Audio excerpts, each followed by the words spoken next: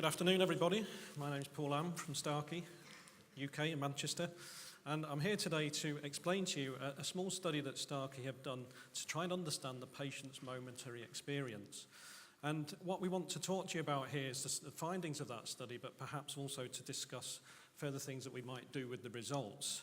So it's very important to quickly share with you Gatehouse's summary research, which was really showing us what auditory ecology is, and it's about the range of acoustical environments, the auditory demands on the patient, but very importantly, the importance of those demands on lifestyle. And you can imagine a couple of things that you might be doing in a restaurant. Reading a book's quite easy, but if you're with people talking, it's a little bit more challenging. You're waiting for a train, trying to hear the announcement. That's pretty challenging too. But if we're thinking about sitting on the train reading a book, that's a lot more relaxed and less demand on our listening experience. Or perhaps listening at the swimming pool to your child having their very first swim.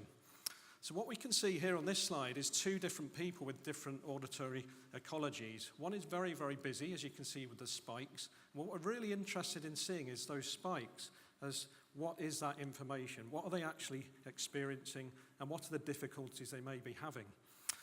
The research aims were to look at the auditory ecology and understand the individual listening task, but also the intention of the listener. Understand the ecology in terms of how it interacts with hearing aids. That's a really important thing as a hearing aid manufacturer, that we understand how hearing aids react and how the patient perceives them and see if they match. Now, since 2014, what we've seen is smartphone connectivity and internet connectivity using 2.4 gig and with internet connected phones. So we can really acquire that data. The data isn't so important. It's really the knowledge of that data and what we can do with it that makes the difference and can also make a great impact to product. So the study was using EMA, or ecological momentary assessment. I did that really well quickly. And it's basically understanding the subject's experience, where they are, what they're doing, and also how they describe that experience as a listening exercise. And I'm going to explain to you exactly how that study was taken place. In conjunction with the University of Iowa, we had two apps on the phone. One was collecting hearing aid data. The second one, importantly, collecting a survey from the individual in a listening environment that they may be in. So putting the two together at a moment in time could help us understand exactly what the hearing aids were doing and how that was perceived. This was done in two ways. Every 2 seconds data shared to the phone, and every 10 minutes a capture sent to a cloud. At the same time, or 40 minutes later, there was a survey, and prior to the survey, a very quick assessment of the environment in 5-minute periods, and these were random periods. We used this study across a normal listening individual and a hearing-impaired individuals, and the normal listeners had muted hearing aids with open earbuds, using the microphones of the hearing aids to assess and gather that data. It's an important thing that subjects did participate, and we were sharing no patient data whatsoever. The data collection was really impressive. 724 surveys were completed. That's roughly 9.1 surveys completed a day. Sometimes it's difficult to ask people to do surveys. This group were very participative, and we were very happy with that. So I'm going to share the results very briefly with you. The preliminary data we gathered was based on the survey and the hearing aid data collection at the same time. So remember, that's a 5-minute period before the survey, and then we gathered the data of the survey at the same time as collecting the hearing aid data. And we saw 4 different things that we were asking. Out of 14 questions, I want to focus on 4 things. We were looking to measure loudness or input level, and also signal to noise ratio. And we were asking questions to guide people as to how loud was it, how was it easy to hear in speech and noise, etc. So these were the 4 questions that were asked. And what I'd like to just quickly share with you is the 4 results. What you can see is yellow is a normal listener and blue is a hearing impaired individual.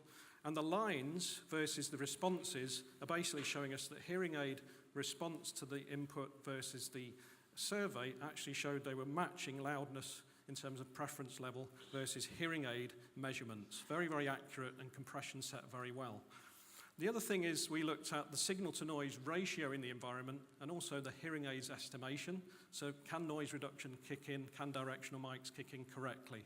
And we saw this was a very good trend to see. interestingly, people were actually in quiet 95% of the time more than noise.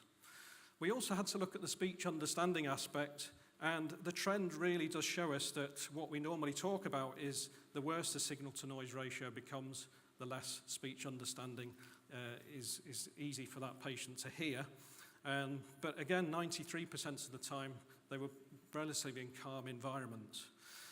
The last one was listening effort, and we looked at the listening effort versus the hearing aid signal-to-noise ratio estimation, and we did notice one thing here, that normal listeners were difficult to predict, but we could predict that the hearing aid wearers actually did struggle as they got into noisier environments, and more listening effort was involved.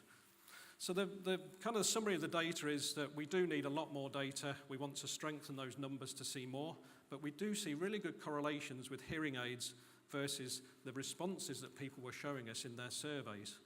And 10% of the time was the only time we saw people in challenging listening environments. So how about the future? What we're wanting to be seeing from this is basically a more intelligent thinking hearing aid, internet connected, and prediction as well. We see that today already, don't we, with Amazon and Netflix actually predicting what you want to buy next. So what if the hearing aid can say, this is what you're going to be wanting to hear next, and focus on that?